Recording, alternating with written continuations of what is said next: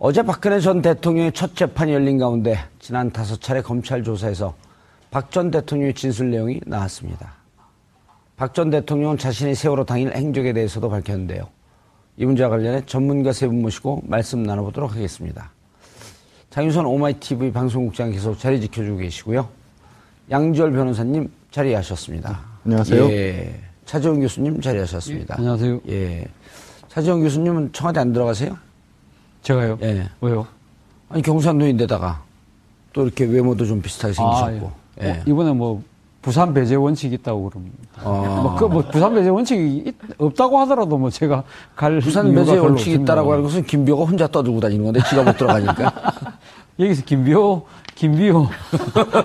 특정 있는 거론하시면 특정으로 거론해줘 그러면은 부산 배제 원칙 있다고 저한테 얼마나 얘기했는데 너 청와대 안 가냐 그랬더니 부산 배제 원칙 때문에 전 못 갑니다. 네, 참고로 김비호 씨는 지금 부산의 영도와 동구의 당협위원장을 맡고 영도와 있습니다. 중구요? 영도 중구. 예. 죄송합니다. 예. 예. 더불어민주당 당협위원장. 예, 김무성 그 의원한테 옥새 파동이 있음에도 불구하고 떨어졌다. 그래갖고 지금 4선 낙선 의원입니다. 4번 떨어졌어요. 가까운 사이신 거죠? 아니, 전혀하고 저안 가요. 아슬아슬한데, 이거. 명예훼손은 저를 고발해야지 뜹니다, 그분은. 예. 제가 알기로는 굉장히 가까우신 걸로. 그렇겠죠. 그러니까. 예. 아니, 뭐, 누구는, 이거 신문 조서도 공개하는데. 이런 공개를 왜 못해요?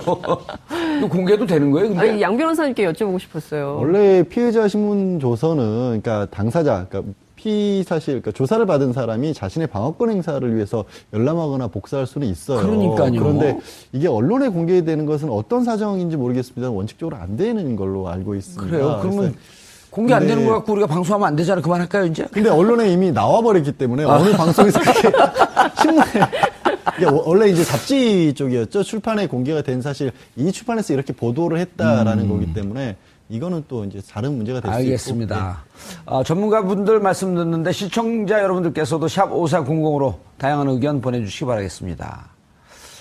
MC 패널 말 끊지 마십시오. 이런 거 보내지 마세요. 원래 패널도 그냥 놔두면 하루 종일 얘기합니다. 그래서 말을 좀 끊어야 돼요. 예. 그렇죠? 아니, 저는 말이 긴 편이 아니지 않습니까? 그래요? 예, 자기 말 길다는 패널 하나도 없습니다. 저는 스스로 그렇게 항상 생각했어요. 예. 죄송합니다. 그러면서 5분들 얘기합니다. 아니, 근데 저거 진짜 이상해요. 그러니까요. 그런데 나온 어디서 공개했어요, 공개를? 사실을 보면 대단히 충격적이에요. 그러니까 특히 이제 다른 거 다 떠나서 세월호 참사 당일 몸이 안 좋아서 관저에서 업무를 보고 있었다. 이거 처음 알려진 사실이거든요. 예. 그러니까 국민들 입장에서는 여전히 밝혀지지 않은 세월호 7시간 관련해서 특히 황교안 총리 대통령 권한대행이 퇴임하면서 30년 봉인, 정부 기록물로 30년 봉인을 하고 떠나지 않았습니까? 그래서 이게 문재인 대통령도 후보 시절에 유세 과정에서 국회 요청해서 이 봉인 해제를 할 수 있도록 하겠다라고 했는데 그 사실이 알려졌기 때문에 국민들 입장에서는 대단히 충격적인 사실이 많이 알려진다. 그러니까 공개한 언론 입장에서는 이게 국민들의 알 권리 차원에서 공공성이 있기 때문에 이것은 알릴 필요가 있다. 이렇게 판단하지 않았을까 싶어요. 혹시 역공작전 아닐까요? 지나친 음모론은 경계합니다. 아니요, 왜 그러냐면 네. 피곤해서 관저에 있었다. 지금 우리가 관저에서 무슨 일을 했냐라고 하는 거에 대해서 네. 무척 궁금해하고 혹시 다른 일을 하지 않았냐. 그리고 막상 김장수 안보실장이 했을 때 관저에 없었다라고 하는 듯한 뉘앙스의 스토리들이 계속 나왔었단 말이에요. 대통령이 어디 계신지 몰라서 여러 군데로 팩스를 보냈다고 했었죠. 아니, 관저에 있어서 관저에서 좀 쉬고 계시다 이렇게 얘기했었을 거 아니에요. 근데 그 확인이 안 된다는 표현을 썼어요. 당시에 그 국조특위 증인으로 나왔을 때 김장수 안보실장이 주장했던 바는 당시 대통령이 어디 계신지 확인이 되지 않았기 때문에 관저에도 보내고 본관에도 보내고 여러 군데로 보냈었다라고 얘기를 했었죠. 아니, 비슷한 얘기들은 몇 번 나왔어요. 예. 그러니까 정호성 전 비서관 같은 경우에도 대통령이 그날 같은 경우에는 통상적으로 한 이틀 정도를 바깥에서 일을 보고 하루 정도는 휴식을 취하거나 아니면 관저에서 직무를 본다라는 얘기도 했었고, 그 안보실장 같은 경우에도 확인이 안 된다는 얘기가 평소에도 보고를 할 때 대면에서 보고를 했던 적은 없었고, 팩스를 넣거나 문서를 어느 곳에 전달을 해놓으면 그 장소에 있는 사람이 가져다가 줬었다. 항상 평상시에도 그런 식으로 업무 처리를 했기 때문에 김정수 전 안보실장 입장에서도 이게 누가 거기에 있는지 모르지만 연락이 닿을 수 있는 곳에는 다 그냥 넣었던 것 뿐입니다. 그러니까 평소에도 그렇게 일을 했던 거예요, 박 전 대통령은. 차 교수님, 예. 그런데 이상한 점이 있죠. 우리가 또 음모론은 아니지만 추적하는 데는 또 달인들 아닙니까? 그러면은 그때 김기춘 비서실장의 말 한마디가 일파만파 세월호 7시간이라고 하는 하나의 고유명사를 만들어냈는데 예. 대통령이 어디인지 우리가 알 수 없습니다. 그렇죠. 확인되지 않았습니다. 확인할 수 없다고. 확인할 수 없습니다. 예, 예. 관저에 있었던 사실이 그렇게 비밀인가요? 그 비밀 아니죠. 아니잖아요. 아니죠. 그렇기 그 때문에. 의혹을 증폭시킨 건 자신들의 주장이었거든요. 그러니까 저는 사실 그 김기춘 비서실장이 그때 당시 국회에서 그렇게 발언했을 때 이분이 법률 전문가지 않습니까? 예. 그렇기 때문에 국회에서 위정을 하면 안 되니까 본인은 사실 알고 있음에도 불구하고 국가보안이라는 이유를 들어서 대통령의 실제 위치를 은폐하는 것이 아닌가 저는 그런 생각을 좀 했었거든요. 왜요? 관저에 있었던 게 은폐할 일인가요? 아니 그러니까 간절히 안 있을 수도 있는데 그런 부분을 그러니까 본인이 발설할 수 없으니까 만약에 그 부분에 대해서 자신이 이야기를 알고 있음에도 다른 이야기를 하게 되면 본인이 위증죄에 걸리지 않습니까? 그렇기 때문에 국가 보안을 이유로 해서 대통령의 그 정확한 위치를 밝힐 수 없다고 이야기를 한 거죠. 저는 그런 생각이 좀 들더라고요. 그런데 지금 아직까지 그 세월호 7시간 동안 박근혜 전 대통령이 당시 어디 있었는지는 정확하게 모르지만 본인은 지금 간제에 있었다고 이야기를 하는 거 아닙니까? 예. 근데 이거는 검찰이 진술만 받은 거지 그걸 검증을 해본 적은 없지 않습니까? 그러니까 제 말씀은 예. 관저에 있었다라는 검찰 조서의 이 내용을 고지고대로 믿을 필요는 없지 않냐? 그렇죠. 이 부분 하니까 피의자 신문 조서라는 것 자체가 피의자가 검찰과의 그러니까 그 대면 수사 과정에서 예. 조사 과정에서 자신의 입장을 설명한 것이고 그 부분에 대해서 검찰이 기다 아니다를 검찰이 여러 가지 관련 증거를 통해서 입증을 하는 것이 재판에서 벌어지는 일상적인 행위 아닙니까? 기다 아니다는 뭐예요? 사실이다. 맞다 아니다. 맞다 아니다. 아 맞다 아니 그렇다 아니다. 예, 그렇다 아니다. 고향은 어디세요? 기다 아니다가 사투리인가요? 죄송합니다. 근데 김기춘 비서실장의 어록 가운데 그 얘기도 있잖아요. 대통령이 계신 곳이 집무실이다. 이런 얘기를 했어요. 그건 이해는 좀 가요, 저는. 아, 그래요? 예. 근데 저는 좀, 그러니까 그 민주주의 기본 원칙에는 어긋나는 것이 아닌가라는 생각이 좀 들어요. 왜냐하면 문재인 대통령도 연차 휴가를 쓰셨잖아요. 예. 그러니까 어찌 보자면 대통령직이 굉장히 그 대한민국에서 최고위 공직자이긴 하지만 이분도 따져보면 직장인이거든요. 공무원이죠. 공무원이고 그렇기 때문에 당연히 출근을 해야 되는데 박근혜 대통령 같은 경우에는 그런 공직에 혹은 직장의 개념이 없고 자기가 있는 곳이 곧 짐이 곧 국가다 뭐 이런 식으로 그러니까 인식의 문제가 있었던 거죠. 그러니까 저는 김기춘 비서실장이나 박근혜 대통령이나 지금 이 상황이 왜 벌어지는지조차도 아직까지도 이해가 제대로 안 되는 거 아닌가라는 상황 인식의 문제. 전 이것이 굉장히 큰 문제라고 봅니다. 장 기자님의 아주 그 깨알 같은 설명 들으니까 이해가 되네. 제가 잘못한 것 같네요. 저도 그 공감을 하는 게요. 네. 저는 굳이 거짓말을 하지 않았을 것 같아요. 아 그래요? 네, 굳이 이게 조서에 나온 부분을 저는 상당 부분 믿어요. 그러니까 왜 그러냐면 진짜 그렇게 뭐 심각한 상황이 아니라고 그 정도는 할 수 있다라고 아마 생각을 했을 겁니다. 예. 그러니까 피곤하니까 내가 관저에서 사인하고 평소 업무 보던 방식대로 그냥 보고가 들어오니까 서면 늦게 서류로 사인해놓고 그렇게 얘기했잖아요. 상춘제에서 1월쯤이었나요? 기자들 갑자기 불러 모아서 얘기할 때도 하루 종일 결제 서류 이만큼 올라가 있는 거 사인하고 하다 보면 저녁 때쯤 되면 너무 피곤해요. 뭐 이런 식의 그런 정도의 상황 인식이었고 그랬던 거지 그걸 뭐 일부러 감췄거나 지금도 이 순간에도 조서에 나와 있는 대로 필요한 조치는 다 취했다. 그러니까 열심히 하시라. 이런 정도면 되지 않았느냐. 뭘 더 하느냐. 저는 이게 거짓말하는 게 아닌 것 같아요. 저는 그런 인식이 있다고 생각해요. 그럼 이제까지 롯데를 뒤졌고 롯데 잘못 뒤졌죠. 그다음에 안가를 뒤졌고 평창동을 뒤졌고 또 다른 곳을 뒤졌던 기자들은 다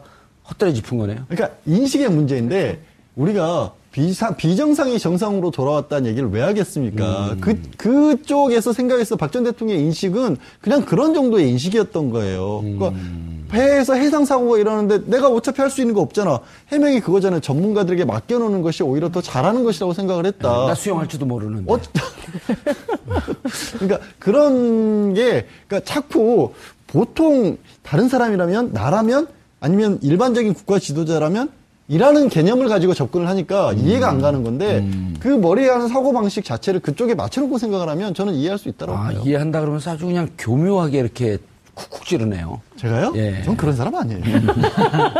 아니, 근데 세월호 7시간의 문제가 처음 불거졌을 때는 뭐, 문제는 박근혜 전 대통령이 청와대 밖에 있었냐, 안에 있었냐, 그 이야기가 논란이 있다가. 성형시술을 받았냐, 안 받았냐, 그러니까 이것도 문제가 됐었던 거 안에 아니에요? 관제에 있는 건 거의 지금 다 일치되는 거 아닙니까? 문제는 7시간 관제 안에서 뭘 했느냐가 네. 쟁점이었지만 그 부분은 정확하게 아직 밝혀진 것은 없죠. 없는데 그 안에 저는 그런 생각을 해봅니다. 그러니까 그 안에서 뭐 성형시술을 안 받을 수도 있고 그 아직 뭐 진실을 더 밝혀져야 되겠지만 예. 이 박근혜 전 대통령이 한 이야기가 뭡니까? 그날 좀 피곤해가지고 관제에서 조금 편하게 일했다는 이야기 아닙니까? 그렇다고 한다면 사실 세월호 사건이 일어났을 때 아마 청와대 참모들 입장에서는 아마 대통령에게 보고를 하기가 상당히 주저주저 할 수밖에 없지 않았을까 하는 생각이 듭니다. 사실 박근혜 전 대통령이 매일 집무실에 안 나온 스타일이라고 한다면 매일마다 아침마다 아마 청와대 참모들은 아침에 이 이야기 할 겁니다. 뭐 청와대 참모들이 그렇게 썼다고 하니까 오늘 할매 어디 계시노?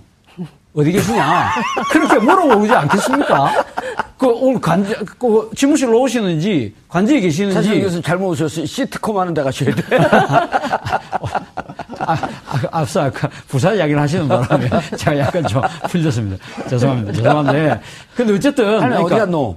할매 어디 계시노? 뭐 이런 식으로 계시노? 충분히 이야기할 가능성이 있다는 거죠. 근데 오늘 관제에 계신다. 근데 왜 관제에 계시냐? 오늘 좀 피곤하신 것 같아. 계속 부산 버전 해보세요. 왜 관제에 계시노? 이제 개그는 그만하시고. 그래서 예. 그런 식으로 이야기가 되는 과정에서 박근혜 대통령이 당시 피곤해서 관제에 계신다는 것이 만약에 핵심 참모들은 다 공유가 알게 모르게 됐을 거예요. 됐다고 한다면 이런 사건이 큰 사건이 터졌는데 그 상황에서 대통령이 보고를 해야 될지 말아야 될지에 대해서 내부적으로도 자기들끼리 미묘한 신경질이 벌어졌을 가능성이 있다. 예. 실제 또 그 보고서 올라갔을 때도 청와대 관제에 근무하는 근무 요원들조차도 제때 전달을 하지 않았을 가능성도 배제할 수 없다는 거죠. 알겠습니다. 근데 전반적으로 저는 이 진술에서 드러난 박근혜 대통령의 상황 인식에 굉장히 문제점이 많다고 생각을 하는데요. 이를테면 뇌물 혐의와 관련해서 뭐 내가 그 더러운 돈을 받겠다고 대통령이 됐겠냐.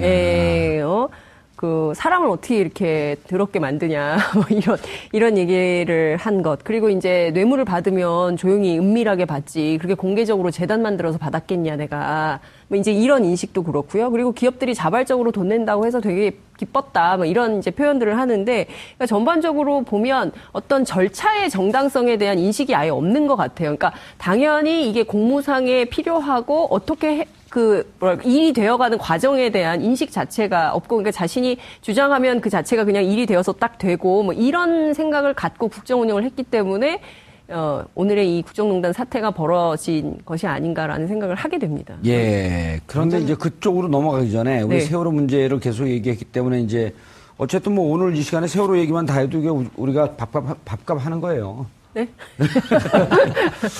2기 특조위에 대해서 대통령께서 네. 후보 시절에 공약도 했었어요. 4월 네. 16일 안산에 가서 네. 만약 국회에서 하지 않는다고 한다면 대통령 직속 특조위를 네. 구성하겠다. 근데 그것은 오늘 청와대가, 예. 그렇게 입장을 밝힌 바 없다고 공식 해명을 했는데요. 아니 4월 16일 날은 그렇게 분명히 안산 가서 말씀을 하셨어요. 그러니까 그 이후에 네. 대통령이 당선된 이후에 공식적인 업무로 그렇게 얘기는 하진 않았지만 그러니까 그 조국 민정수석에게 예. 업무 지시를 했죠. 세월호 재조사. 재조사 예. 했지만 네. 특조위에 대해서는 그런 것을 공식적으로 한 적은 없다. 네. 그런 뜻은 현재까지 없는 거로 네, 확인된 그러니까 거죠. 세월호 재조사는 지시를 한 것이고요. 세월호 재조사가 필요하다고 분명히 상황 인식을 하는데 그것을 어떤 방식으로 할 것인지 국회에서 제2기 특조위를 구성을 해서 법률적으로 특별법을 만들어서 할 것인지 아니면은 정부가 이렇게 만들 건지에 대해서는 아직 공식적인 얘기는 안 나온 거죠. 구체적인 안은 그렇습니다. 없이 다만 네. 세월호 재조사 여기까지 지금 나와 있는 공식 예. 입장인 거죠. 아니 근데 저거 진짜 이상해요. 그러니까요. 그런데 나온 어디서 공개했어요, 공개를? 사실을 보면 대단히 충격적이에요. 그러니까 특히 이제 다른 거 다 떠나서 세월호 참사 당일 예. 몸이 안 좋아서 관저에서 업무를 보고 있었다. 이거 처음 알려진 사실이거든요. 예. 국민들 입장에서는 여전히 밝혀지지 않은 세월호 7시간 관련해서 특히 황교안 총리 대통령 권한대행이 퇴임하면서 30년 봉인, 정부 기록물로 30년 봉인을 하고 떠나지 않았습니까? 그래서 이게 문재인 대통령도 후보 시절에 유세 과정에서 국회 요청해서 이 봉인 해제를 할 수 있도록 하겠다라고 했는데 그 사실이 알려졌기 때문에 국민들이 원래 이제 잡지 쪽이었죠. 출판에 공개가 된 사실 이 출판에서 이렇게 보도를 했다라는 거기 때문에 이거는 또 이제 다른 문제가 될 수 있고. 알겠습니다. 전문가분들 말씀 듣는데 시청자 여러분들께서도 샵 5400으로 다양한 의견 보내주시기 바라겠습니다. MC 패널 말 끊지 마십시오. 이런 거 보내지 마세요. 원래 패널도 그냥 놔두면 하루 종일 얘기합니다. 그래서 말을 좀 끊어야 돼요. 예. 그렇죠? 아니 저는 말이 긴 편이 아니지 않습니까? 그래요? 예, 자기 말 길다는 패널 하나도 없습니다. 저는 스스로 그렇게 항상 생각했어요. 예. 죄송합니다. 예, 그러면서 5분들 얘기합니다. 전혀하고 저안 가요. 아슬아슬한데 이거. 명예훼손은 저를 고발해야지 뜹니다, 그분은. 예. 제가 알기로는 굉장히 가까우신 걸로. 그렇겠죠. 그러니까. 예.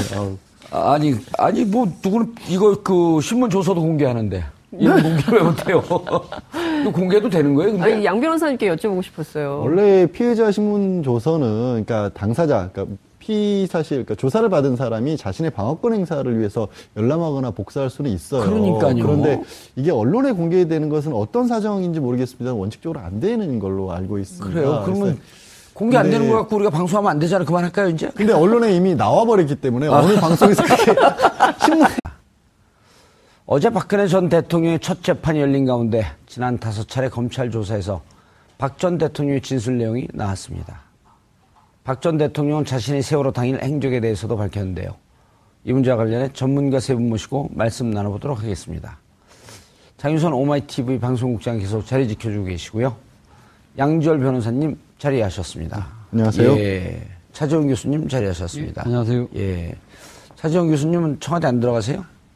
제가요? 예. 왜요? 아니, 경상도인데다가 또 이렇게 외모도 좀 비슷하게 생기셨고. 예. 예. 이번에 부산 배제 원칙이 있다고 그럽니다. 부산 배제 원칙이 없다고 하더라도 제가 갈 부산 배제 원칙이 있다라고 하는 것은 김비호가 혼자 떠들고 다니는 건데 지가 못 들어가니까. 여기서 김비호 특정 있는 거론하시면 특종을 거론해줘 그러면은 부산 배제 원칙 있다고 저한테 얼마나 얘기했는데 너 청와대 안 가냐 그랬더니 부산 배제 원칙 때문에 전 못 갑니다. 네, 참고로 김비호 씨는 지금 부산의 영도와 동구의 당협위원장을 맡고 영도와 있습니다. 중구요. 영도 중구. 예. 죄송합니다. 예. 예. 더불어민주당 당협위원장입니다. 예, 김무성 의원한테 옥새 파동이 있음에도 불구하고 떨어졌다. 그래갖고 지금 4선 낙선 의원입니다. 4번 떨어졌어요. 가까운 사이신 거.